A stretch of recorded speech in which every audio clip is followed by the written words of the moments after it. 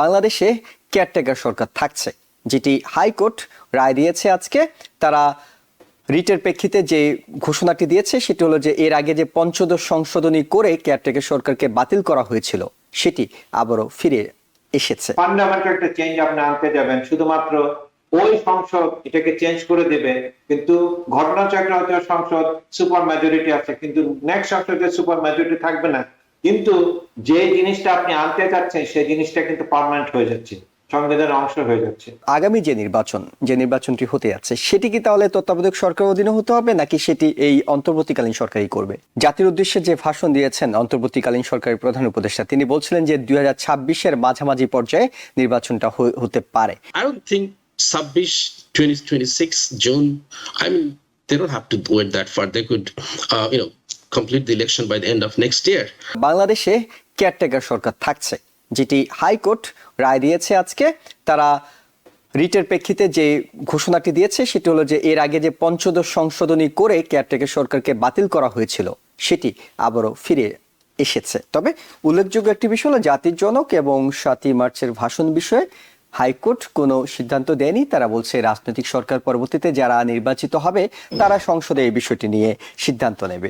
Doctor কবির হাসান, আপনার কাছে জানতে চাই, কেয়ারটেকার সরকারকে বিলুপ্ত করা, অনেকে বলছেন বাংলাদেশে গত 15-16 বছর ধরে যে অপশাসন চলেছে সেটির মূল ভিত্তি ছিল এই কেয়ারটেকার সরকারকে বাতিল করে একটি ভুয়া নির্বাচন কিংবা একটি সঠিক নির্বাচন না হওয়া, এবং এটিকে ফিরে আসাকে সবাই স্বাগত জানাচ্ছে। হাইকোর্টের এই রায় নিয়ে আপনার বিশ্লেষণ শুনতে চাচ্ছি। এটা একটা চমৎকার যুগান্তকারী রায় হয়েছে, এবং আমি পুরোটা পড়িনি, কিন্তু যে নিউজ বিটে যেটা আমি দেখেছি যে ত্রয়োদশ যে তত্ত্বাবধায়ক সরকার এসেছিল এবং এটাকে 15-পঞ্চদশ ইয়াতে ইভেন খায়রুল হকের যে শর্ট ইয়াতে ছিল যারা 2টা ইলেকশন হতে পারে, এবং যারা এমিরাস কিউরি যারা মানে কোর্টের বন্ধু আর কি, তার অধিকাংশ বলেছিল যে তত্ত্বাবধায়ক সরকার সংবিধান সাংঘর্ষিক না। কিন্তু তখন কোর্টের উপরে আওয়ামী লীগের প্রভাব ছিল, কোর্টও এটাকে চেঞ্জ করেছে। Not only that, of course majority super majority ছিল পার্লামেন্টে, তারা আবার পঞ্চদশ সংশোধনী কেয়ারটেকার গভর্নমেন্টকে, শুধু তাই না, এছাড়া 54টা বিভিন্ন ধরনের সংশোধন এনেছে, যেটার মধ্যে জাতির জনক আছে, তারপরে আছে যে 7ই মার্চের ভাষণ। তো আমার তারা বিজ্ঞ বিচারক ইন সেন্স, আমি বললাম যে যেটা পলিটিক্যাল নেচার ওটাতে ওরা হাত দেয়নি, কিন্তু যেটা হলো সাংবিধানিক প্রশ্নে ওরা হাত দিয়েছে। বলে যে সংবিধানের স্তম্ভ হচ্ছে গণতন্ত্র, যে জিনিস গণতন্ত্রকে হত্যা করে, তার তো প্রমাণ হয়েছে 3টাতে, সেই জায়গাটায় লক্ষ্যটা থাকা বন্ধ করে দিতে হবে। নট অনলি দ্যাট, এটার মধ্যে আরো অনেক কিছু আছে, যেমন সরকার চাইলে একটা অল্টারনেটিভ ভোট সিস্টেম তৈরি করতে পারবে, সেটা ওরা বাদ দিয়েছে। কারণ 3টা যে স্তম্ভ এবং 4র্থ স্তম্ভ যে নিউজ মিডিয়া, 3টা স্তম্ভের যে শক্তির ভারসাম্যটাকে ওরা তুলে ধরেছে। ফ্যান্টাস্টিক, গণভোটের ইয়াটা ফেরত নিয়ে এসেছে। যেমন ধরেন এখন ইচ্ছা করলে এই যে অন্তর্বর্তীকালীন সরকার আছে তারা গণভোট দিতে পারে, তাদের লেজিটিমেসি নিয়ে আসতে পারে, কিন্তু ওরা লেজিটিমেসি নিয়ে আসছে সুপ্রিম কোর্টের রেফারেন্সে। তো এই জাতীয় ক্রান্তিকালে যখন একটা বিরাট ইস্যু আসে তখন এটা গণভোটে দেওয়া, যেমন parliament should is not good enough. এখন তো পার্লামেন্ট পাস করতে পারে সুপার মেজরিটির কারণে, কিন্তু কিছু কিছু ব্যাপার আছে এটা গণভোটে দেওয়া দরকার। এইটাই বিভিন্ন দেশের নিয়ম। যদি ফান্ডামেন্টাল একটা চেঞ্জ আপনি আনতে যাবেন, শুধুমাত্র ওই সংসদ এটাকে চেঞ্জ করে দেবে, কিন্তু ঘটনাচক্রে হয়তো সংসদ সুপার মেজরিটি আছে, কিন্তু নেক্সট সংসদে সুপার মেজরিটি থাকবে না। কিন্তু যে জিনিসটা আপনি আনতে চাচ্ছেন সেই জিনিসটা কিন্তু পার্মানেন্ট হয়ে যাচ্ছে, সংবিধানের অংশ হয়ে যাচ্ছে। ফ্যান্টাস্টিক দুইটা রায় হয়েছে। কিন্তু তত্ত্বাবধায়ক সরকার, অনেকেই বলে, আমিও বলি, এটা ফিরে আসছে, কিন্তু এখনো আরেকটা ল্যাগ বাকি আছে, আপনি জানেন। এটা কিন্তু সুপ্রিম কোর্ট এখন ওদেরকে ওদেরও কিন্তু রায় দিয়েছিল যে তত্ত্বাবধায়ক সরকার সংবিধান সাংঘর্ষিক। এটা একটা এপিল আছে, এপিলের শুনানি হবে। ওইটা না হওয়া পর্যন্ত কিন্তু আমরা ফর্মালি বলতে পারছি না ইটস আউট। এখন আমাদের কিছুদিন অপেক্ষা করতে হবে। আপনি বলছিলেন যে এর আগে বিগত সরকার যখন এই রায়টি এনেছিল আদালত থেকে, তখন আসলে বিচার ব্যবস্থা উপরে সরকারের প্রভাব ছিল। নিঃসন্দেহে সেটি এখনো আছে, এবং বাংলাদেশের অবস্থাটাই আসলে এমন যে সরকার থাকে বিচার বিভাগ নামে স্বাধীন, কিন্তু তাদের উপর প্রভাবটা থাকে। কিন্তু যে প্রশ্নটি চলে আসছে যে এক আদালত এটি বাতিল করলো, তার অবশ্য বিচারপতি খায়রুল হকের আদালত পুরোপুরি বাতিল করেনি, তারে আরো 2বার রাখা যেতে পারে বলে সুপারিশও করেছিল, সরকার সেটি শুনেনি। কিন্তু যে প্রশ্নটি সেটা হলো আগামী যে নির্বাচনটি হতে যাচ্ছে সেটি কি তাহলে তত্ত্বাবধায়ক সরকারের অধীনে হতে হবে নাকি সেটি এই অন্তর্বর্তীকালীন সরকারই করবে? আমার মনে হয় এটা তত্ত্বাবধায়ক সরকারের মধ্যে হবে। আপনি জানেন যে 16 তারিখে সে বক্তৃতা দিয়েছেন, আমার যে রিডিং যেটা 2026 আগে কিন্তু আর ইলেকশন হচ্ছে না, তার মানে সরকার আরো 2 বছর থাকবে। এই 2 বছরের মধ্যে তো এই যে রায় আসবে, তত্ত্বাবধায়ক সরকার আবার সুপ্রতিষ্ঠিত হবে, তখন হয়তো গণভোটের করতে পারে, অথবা ইচ্ছা করলে যে অন্তর্বর্তী সরকারকেই অন্য সব পার্টি মিলে, কারণ এটা তো সবার সমান মানে এগ্রিমেন্টের মাধ্যমে হয়েছে, তত্ত্বাবধায়ক সরকারটা সবার এগ্রিমেন্টের মধ্যে হতে হবে। তারপর you let it go, you run the election, কারণ তারা তত্ত্বাবধায়ক ভোট পে করতে পারে। এটা আমি মনে করি যে এটা মোস্ট লাইকলি 90% চান্স এই সরকারকে ওরা তত্ত্বাবধায়ক সরকার হিসাবে স্বীকার করে নেবে এবং ওরা ইলেকশন চালু করবে। আরেকটা ব্যাপার অ্যাড হয়েছে যে আমাদের যে ইভিএম নিয়ে যে পলিটিক্স হতো, টাকা পয়সা খরচ হতো, আপনি জানেন, এবং এটা তো বলে দিচ্ছে ইলেকশন কমিশনার যে এবার ভোট হবে ব্যালটে, নট ইভিএম এ।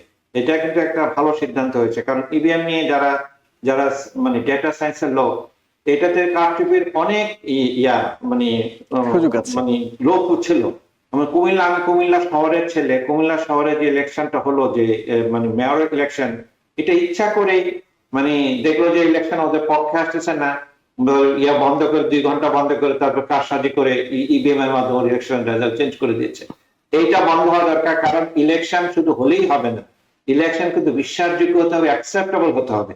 24, 18 বা 14 কেন লোকজন বলে, কারণ এটা বিশ্বাসযোগ্য ইলেকশন ছিল না। আমি যদি মানে তত্ত্বাবধায়ক সরকারের একটা হিস্ট্রি আছে, 4টা ইলেকশন মোটামুটি কিন্তু ফেয়ারই হয়েছে, 10% হয়তো এদিক ওদিক, 90% ফেয়ার হয়েছে। কিন্তু এই আওয়ামী লীগ আমলের বা দলীয় সরকারের আমলে যে 3টা লাস্ট ইলেকশন, এগুলো তো ইলেকশনই হয়নি। আমি যে ভোটাধিকার মানুষ যখন দিতে না পারে, আপনি বাক স্বাধীনতার কথা বলেন, that also part of the constitution, তাই না? আমি পুরো জাজমেন্ট, আমি আইনের ছাত্র না, কিন্তু যতটা আমি পড়েছি পত্রিকায় আপনাকে আসার আগে, ফ্যান্টাস্টিক, মানে আসলে বুদ্ধিমানের মতো ওরা জাজমেন্ট দিয়েছে। শেখ আল মামুন, আপনার বিশ্লেষণ শুনবো এবং একই সঙ্গে আপনার কাছে পরবর্তীতে যে বিষয়টি জানতে চাইবো, যেটি ডক্টর কবির হাসান বলছিলেন যে জাতির উদ্দেশ্যে যে ভাষণ দিয়েছেন অন্তর্বর্তীকালীন সরকারের প্রধান উপদেষ্টা, তিনি বলছিলেন যে 2026-এর মাঝামাঝি পর্যায়ে নির্বাচনটা হতে পারে।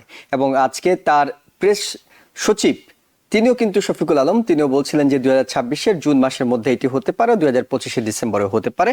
অন্যদিকে নির্বাচন কমিশনার বলছেন যে যখনই সরকার বলবে তখনই আমরা নির্বাচন দিতে প্রস্তুত। যদিও প্রেস সচিব বলছিল যে এটি সরকারের বিষয় নয়, এটি নির্বাচন কমিশন করবে। ভোটটা আসলে এই যে 1.5 বছর আরো বাকি আছে কিংবা 1 বছর বাকি আছে, অনেক রাজনৈতিক দলের আসলে তর সইছে না। তারা বলছে এত সংস্কার দরকার নেই, সংস্কার রাজনৈতিক দলগুলো করবে, আপনারা ভোট দেন। আপনার কাছে কি মনে হয় যে নির্বাচনের জন্য কতটা সময় নেওয়া দরকার?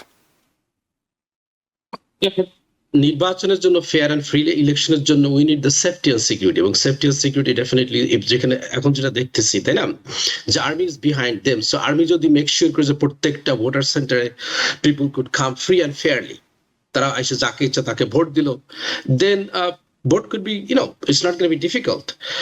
But the সংস্কারের কথা বলা হচ্ছে বারবার, হ্যাঁ, যেটা আমরা জানি যে কেয়ারটেকার গভর্নমেন্ট, যেটাকে উইথড্র করা হয়েছিল আওয়ামী লীগ গভর্নমেন্টের সময়।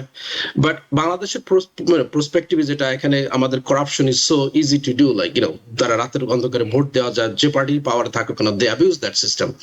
সো আমাদের অবশ্যই একটা স্ট্রং কেয়ারটেকার গভর্নমেন্ট থাকতে হবে, এবং কনস্টিটিউশনে থাকতে হবে যদি any government coming to the power, they have to give up their power and somebody will come and run the election. Once the election is over, that's it, they will come to the power. এটা যদিও কোনো civilised বা develop কান্ট্রিতে এগুলো হয় না, কিন্তু বাংলাদেশের জন্য that's the right thing. Otherwise আমরা দেখতেছি যে without the proper democracy, ultimately who is the loser? আমাদের general public loser. Corruption is going like a severely. So প্রত্যেকটা পার্লামেন্টারি সিটে যেখানে দেখতেছেন, they are the government, they do whatever they want. So people do not really enjoy the freedom. আমরা যেটার কথা বলছি, আমাদের ইন্ডিপেন্ডেন্স গতকালকে 16 ডিসেম্বর গেল, it's not independence about only having the country. You have to enjoy the country could offer. সেটা কিন্তু কখনোই সম্ভব হয়নি। আমরা দেখছি যে 2-1 টাইম ছাড়া বাংলাদেশের লোকজন এখানে 50 years প্লাস হয়ে গেল, এখনো বাংলাদেশের লোকজন still they're suffering, they're poor, they're লিটারেসির দিকে বলেন, লাইফ এফেক্ট অনেক কিছু দিকেই অনেক পিছনে আছে। বাংলাদেশ আরো সামনে যাওয়ার দরকার ছিল, and only way we could move forward through the proper democracy.